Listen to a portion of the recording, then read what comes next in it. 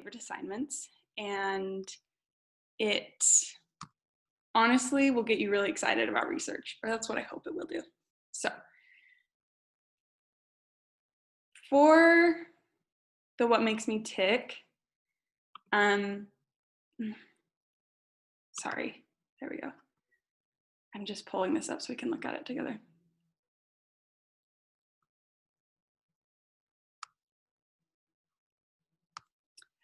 It's split up into multiple assignments that should make it really easy and effective for you, and not be overly stressful. The first one is coming up this week, next week. I mean, it's due, I think, Tuesday or Wednesday, I'm not sure. But it's your code book. And that is where you decide basically what you're going to study. And I saw one of the questions was like, what is your advice on what to study? Study something that you want to know about yourself and something that varies naturally. So like, if you're someone who exercises 30 minutes every day, no matter what, and you have for years, don't study about exercise. You want something that varies. If you're someone who exercises at sporadic rates, that'd be something really good to look at. Or maybe look at how it influences your stress levels, because that is something that varies every day. That is also in the instructions here. I'm going to share my screen.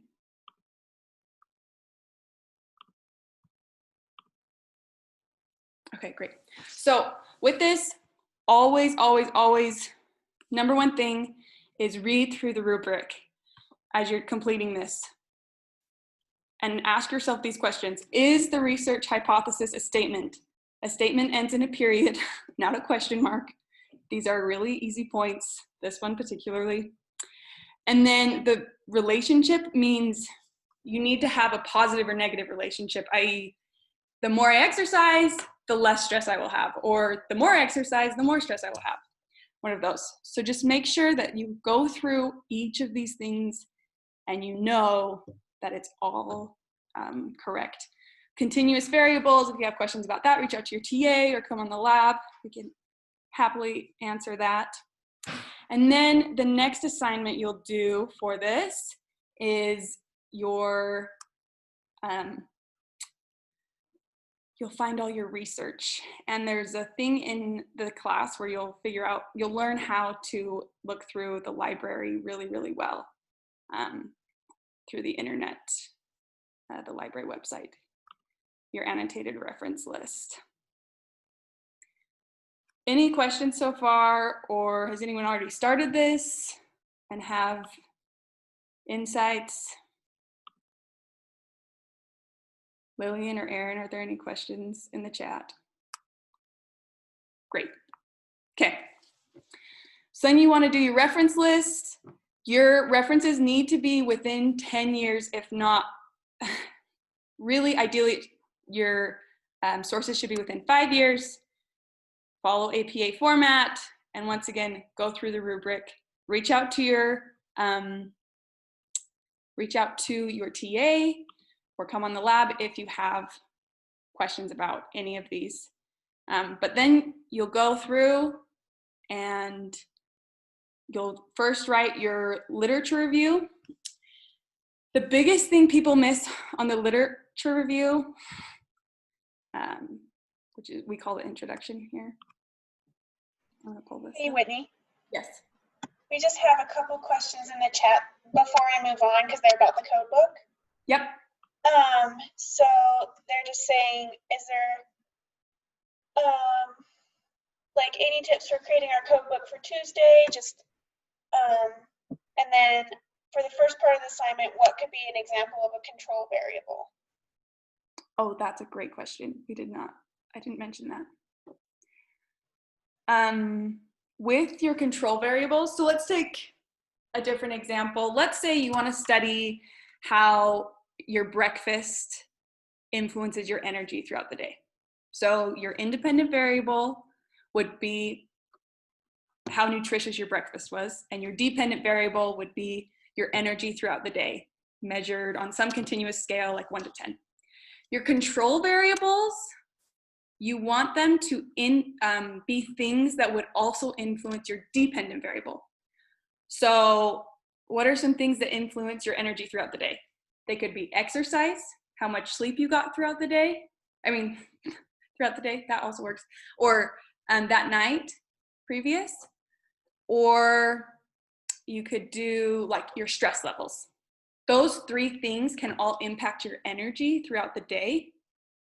And by doing that, when we go to the stats analysis with all of your data, we'll be able to tell whether the increases in your energy are due to the nutritious breakfast, or if they're due to sleep more, or I can't remember the other ones I said. Any one of those control variables. Is that clear? Just ask yourself, what influences my dependent variable as well? And you want them to be different, clearly different than your independent variable. Because if you want to do like happiness, what influences your happiness, and one of your control variables is like how excited was I throughout the day, or how happy was I today, those are really similar to what you're already measuring. So you want them to be different, and that'll help you. That'll be really clear. And your TAs will let you know if they're not different enough and you'll have to change them. So that's why we do this in snippets, so you get feedback throughout the way and you can adjust. So other question was, could we send our code books early to our assigned TAs and get some feedback before we get graded on it? Yes. They won't totally go through and grade it, but they can. I would say send it with specific questions. Say, hey, will you look and see if my control variables are too similar to my independent variable, or whatever question you want to check. Anything else? Great. Okay, let's talk about the intro. Here's my advice.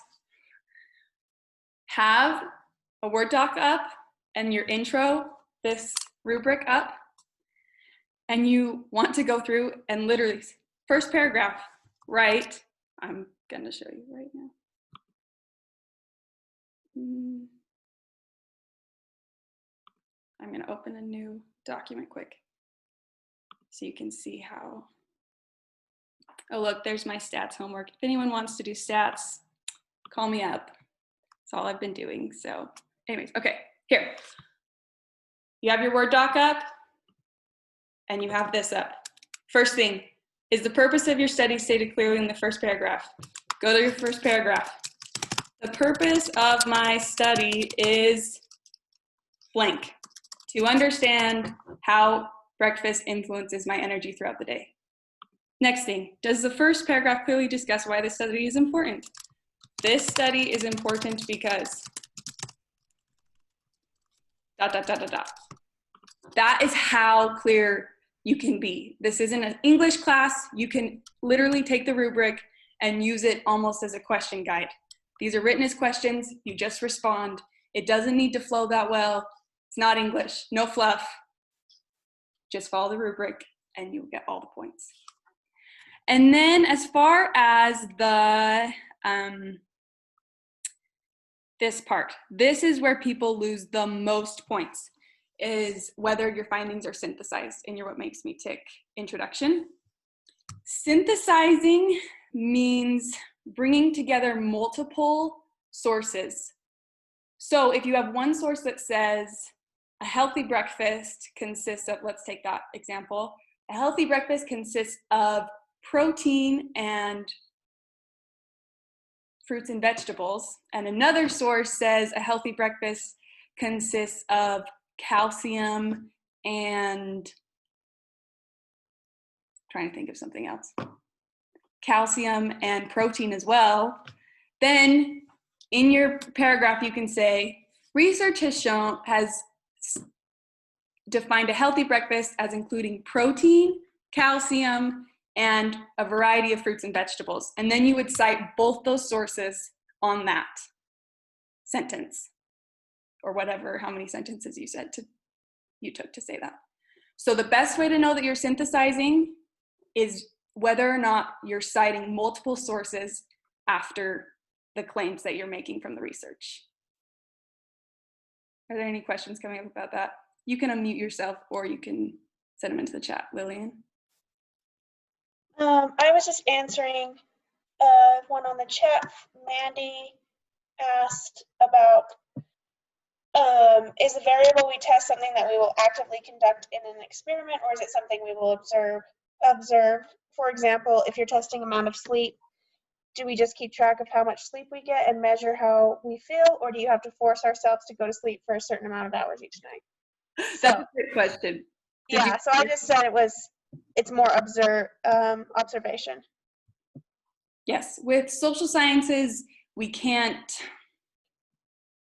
like, morally, we can't really force people to do anything, right? So it's all observation.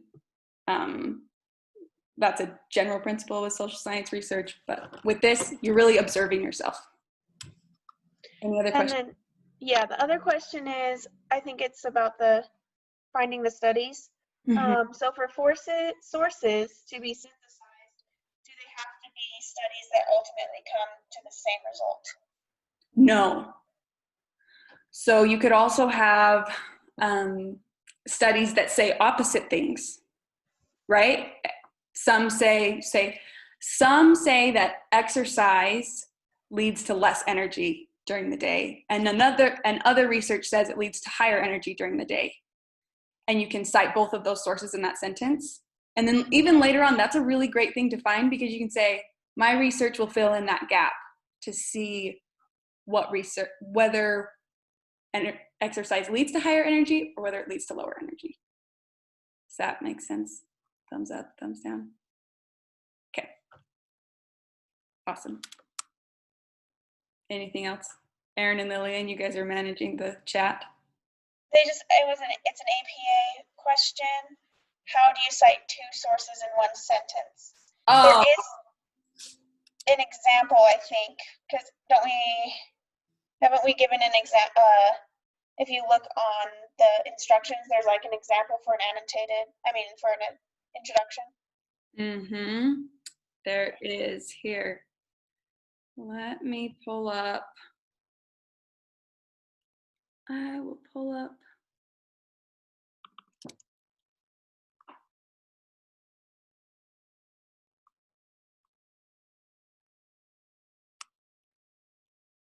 Oh, this isn't mine. I thought this was mine. It might be on here. It's not on here. Yes, there's examples. You can use APA 6th or 7th edition.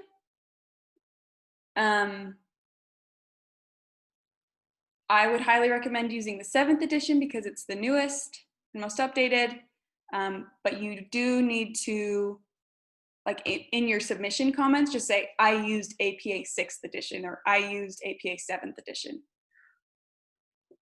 with that. Yeah.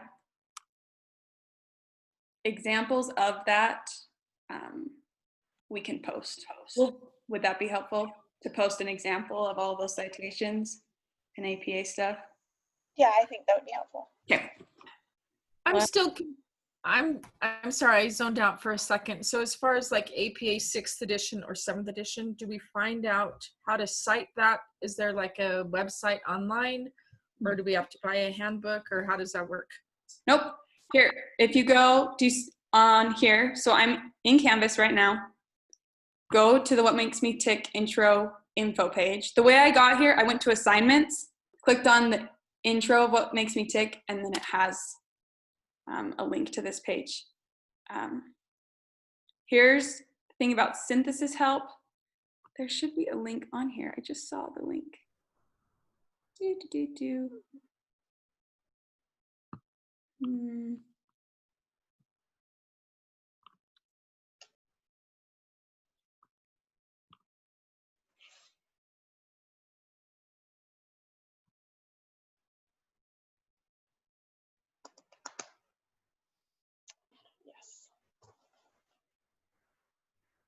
Here's some examples.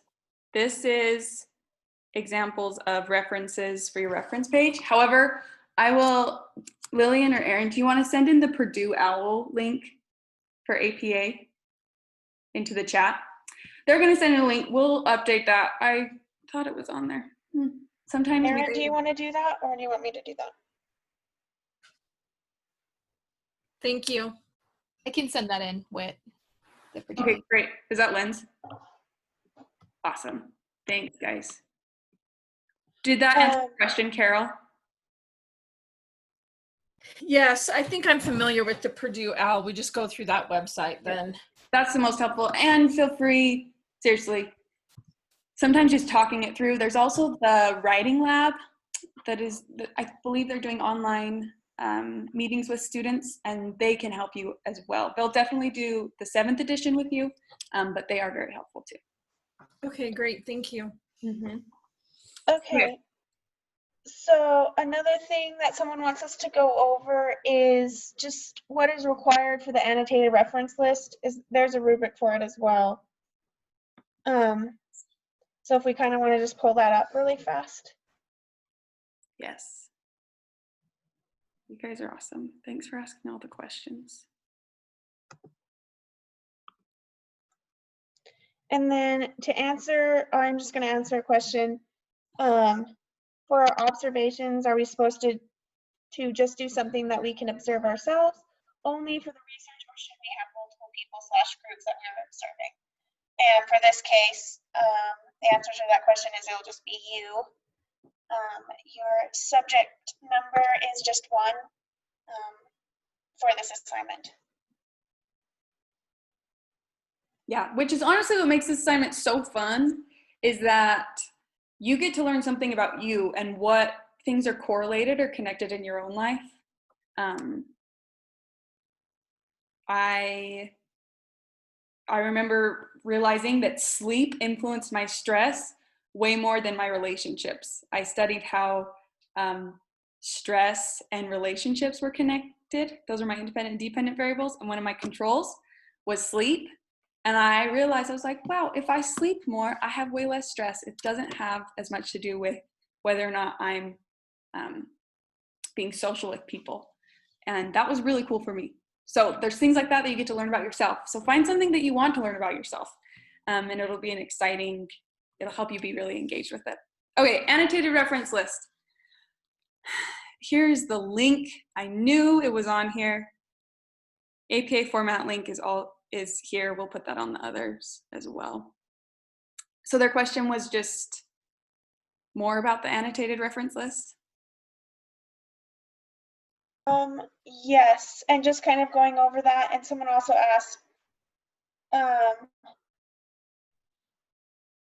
we're supposed to study ourselves and find info to support our findings or predict our findings.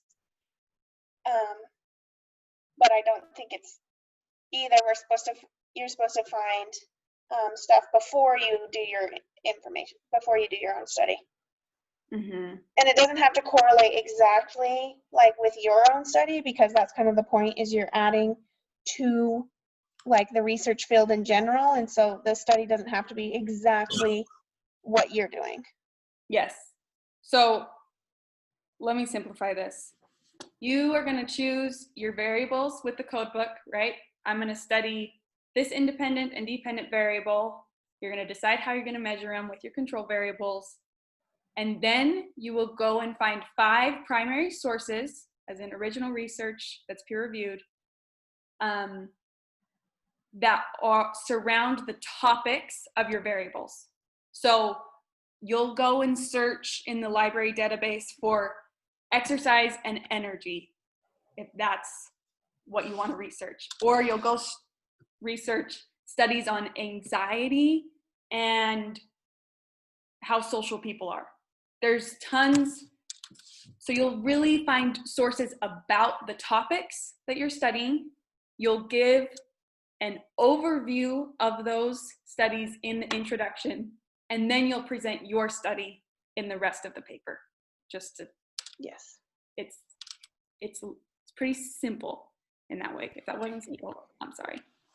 And to just clarify the question that was just asked, the annotated reference list, is it kind of like an annotated bibliography, like we have to summarize what the sources talk about and then relate it to our research? Yes, you have to summarize what they're talking about in your annotated bibliography, your annotated reference list, and then in your intro, you're kind of summarizing what they've all said and stuff. So it's kind of like two separate parts. Yeah, in your annotated reference list, all you do is summarize the findings. You don't need to summarize how it relates to your study, and that's all in here. So you'll include your research hypothesis. It needs to be in a sentence, not a question. That's what declarative form means. You need 5 primary sources. All the sources need to be related to the research hypothesis. That's what I was talking about. They're related to the topic in some way.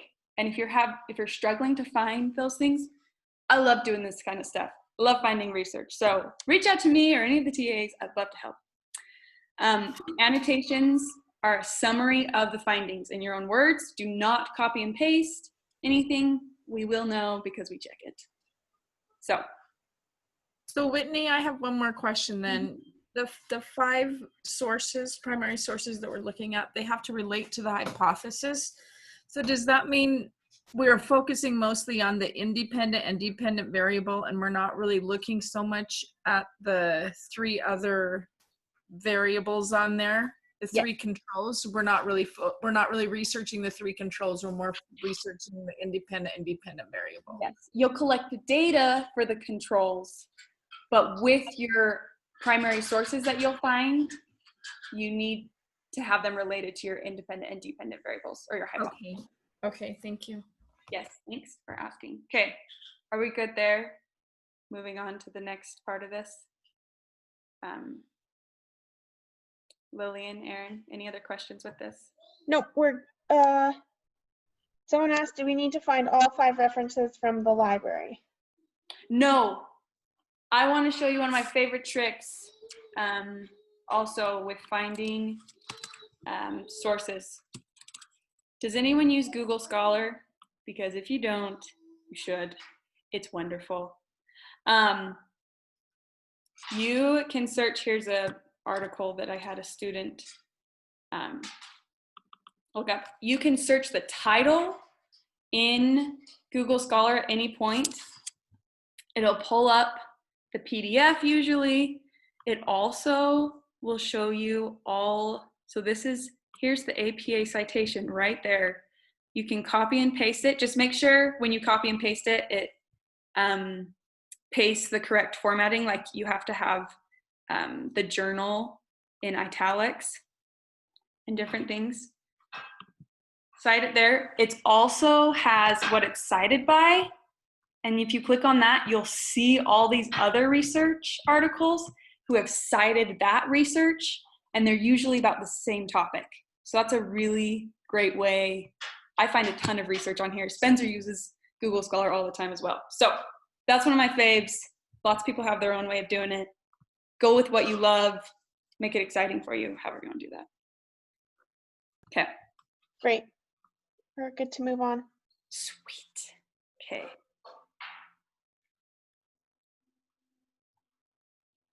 Okay. So after the intro, you get to do your data collection. It's awesome.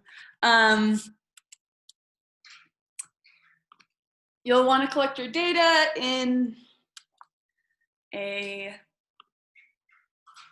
either an Excel file or whatever place that works best for you.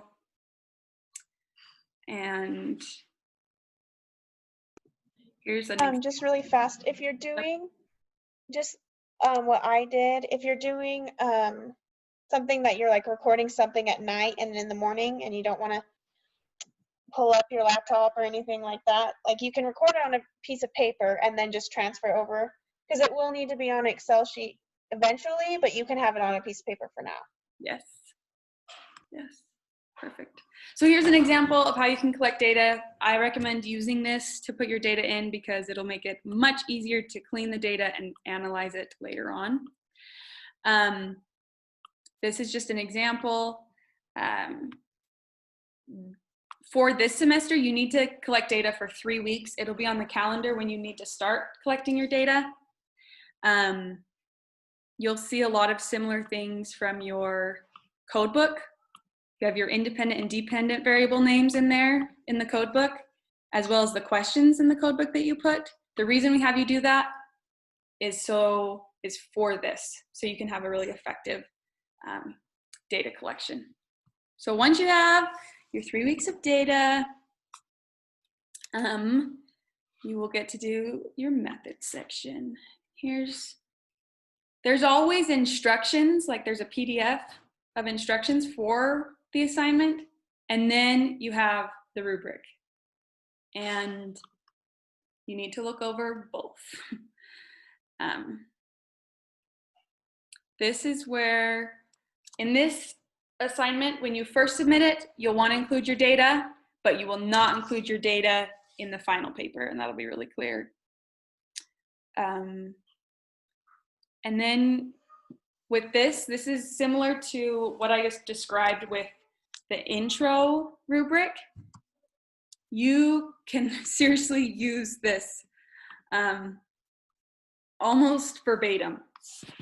The sample included myself. You can use myself, I, you, any of those. Describing yourself in the context of your variables. Say, if you're a college student, or if you're a mom, or if you're working 40 hours a week and you're in school, give us context to your life so we know what these variables look like. And then, once again, just go through.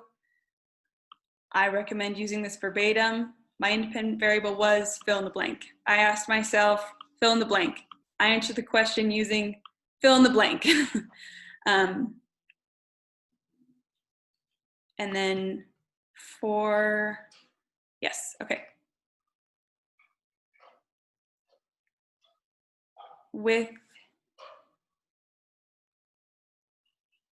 Yep, that's everything with the methods. Any questions that we need to go over, Lillian? No, I think we're good. Just to clarify, on your screen it said 2 weeks, but then you said 3 weeks. And just to clarify, 2 weeks is for spring semester, spring and summer because they're shorter, and then 3 weeks is for fall winter because it's a full semester. Yes. Where, does anyone know where it said 2 weeks? Just when you pulled up, like when it was going to start or something like that. Not on one of these documents, but like on the Canvas. Well, we will. The thing that I saw on Canvas said 2 weeks if you're in a summer term and 3 weeks if you're in just like a regular semester. Yep. So if you look right here, includes all 3 weeks. It's right there in, I don't know where. If anyone knows where that is, let me know and we will fix that. But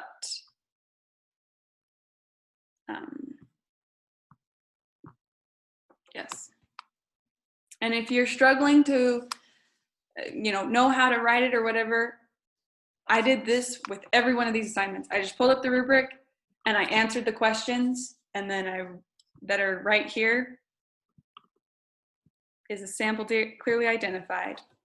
I was a sample in this study. And then describing it, just following all of these guidelines, you will do so well. You'll be surprised. You're like, this is the easiest paper I've ever written. It'll be great. Okay, we're gonna move on. Anything else? Nope, we're good. Okay, great. Now comes the really fun stuff, your results. You will get to do your data analysis. We'll be posting videos about how to use SPSS to do your data analysis. I would say that the introduction and your results section are the ones that people miss the most points on.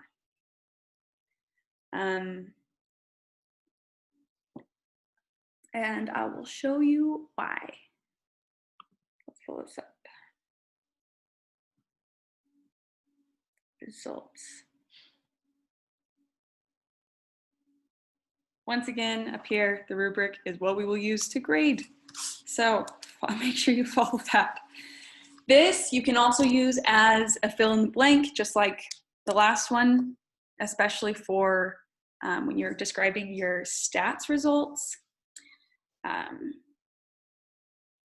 And this will all make sense to you after you do the data analysis. So I'm not going to go over it in depth. It really is just fill in the blank, and there's notes in here that should help you with that. This descriptive stats paragraph is the one that people miss the most points on. You will need to describe the mean, standard deviation, and range for all your continuous variables. These, it's every variable. These are what your stats will look like, and you'll copy and paste them in here. This one needs to be in APA format, your descriptive stats for your sample. Everything else can just be copy and pasted in. So you will take this descriptive stats table and you're going to describe it in your descriptive stats paragraph. So like the mean for how much you felt the Spirit was 7.05. You'll state that, and then you describe what this represents in the context of your variables. So this looks like you saying,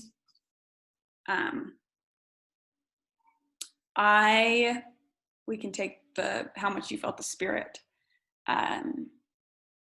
My mean was 7.05. The range was 5 to 9. My standard deviation was 1.12.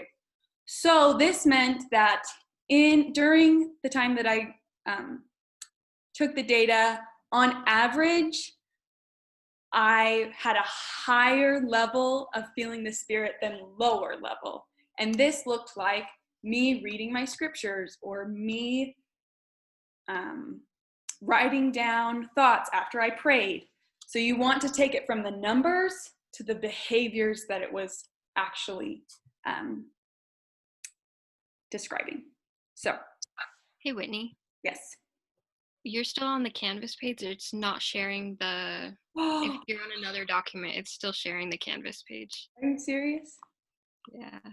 Have you seen any of my Word documents? So, in the past, it seemed like maybe, but maybe I'm not. This is so sad. Can you It was just for the results, that's all. Shoot. I want to share this. New share. Here. 1 second. I'm like, okay, I'm just going to do this. This is what I've been talking about this whole time. I'm so sorry. All right, guys. Everything I just said is on this document. It's on Canvas. This was the stats table I was talking about. These are the tables I was talking about. This is the one, your descriptive stats table needs to be in APA format. Your correlation and coefficient tables do not. Follow this like a fill in the blank. There's notes on here. You'll get it right. Your descriptive stats paragraph should probably be about a page or more. It's a really big paragraph. So if it's less than that, double check with someone that you're doing it right. Okay. And once again, however you want to do it, go through, make sure that you have all of the things on the rubric correct. And if you're not sure, ask someone. Okay. And then here's the wonderful part, guys, is that you do like little snippets of this throughout the whole semester. And then you just bring it all together for your final paper. And when you put your final paper together, the reason why it's so important to look at the TA feedback that we give you is because there's a lot of points on your final paper that go towards whether or not you actually took that feedback. And if you don't take the feedback from the beginning with your code book, your research might not even be right. If you have too similar variables, or if you don't have continuous variables or measurements, you might not do it right, and then it basically, your grade just goes down from there. So make sure to look at that and we want, not only is it your grade, but this is a fun experience. It's a great paper, but we want to make it that way. So make sure to look at the TA feedback, refer to this to see that, or the videos that we have up. The things you'll add in the final paper are your abstract and your discussion. It's really simple. Once again, go through, write it very simple and to the point, and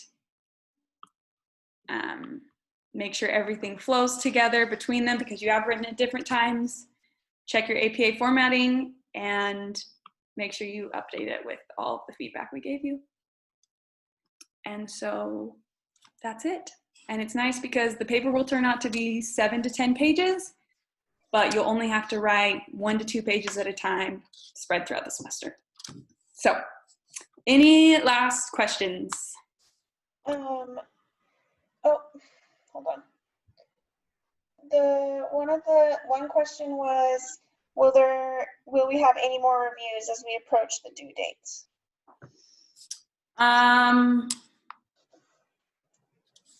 No. That is now your responsibility to either come on the TA lab, make an appointment with your TA, or reach out to one of us via email for help with that specifically. Just because we're going to do this once, we'll post this, it's recorded, we'll post it on Canvas. Otherwise, read the rubrics, use your TA, and read the instruction page. You guys, this is that's all my advice. We will have test reviews. I should say that. There will be test reviews, so those will come.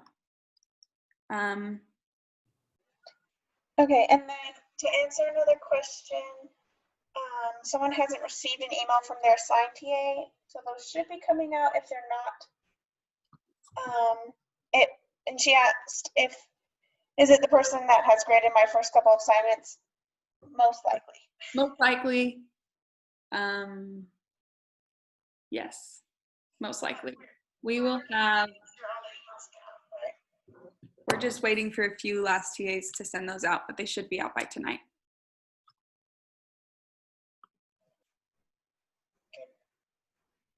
I'm really sorry none of you saw what I was doing. I might have to go re-record this. Yes. Any other questions? You can unmute yourself. I just have one quick question. Mm-hmm. So sorry, it's like super weird lighting. I hopped on a little bit later, so I kind of think I missed the very first part, which is what I needed help with. That's totally fine. So just to clarify, for this first assignment that's due on Tuesday, all we need to do is the code book and then having our own hypothesis. Is that right? Yes. Okay, perfect. And then can you just give me maybe you might have already done it, but just like a quick example of like the different variables I could use as like my control variables? Mm-hmm. So the question that we say to ask yourself is, what other things influence my dependent variable? So do you mind if I ask what you're thinking about studying? So I'm thinking about doing like scripture study and like stress level. Awesome. So your independent variable would be scripture study. Is that correct? Mm-hmm. And then your dependent variable would be stress level. So your controls, what other things influence your stress level? Okay. So like sleep, and exercise, yeah. the amount of homework you have, maybe I don't know if you're married or have really close friends, what's your marital relationship satisfaction or how much you were social. Okay. Make sense? Yes, thank you so much. For sure. Any other questions?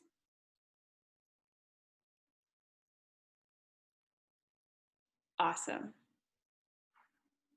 Okay, you're all wonderful. We will post this on Canvas, and please Sorry, I yeah. have one more quick question. What does it mean by is the variable continuous? What does that mean?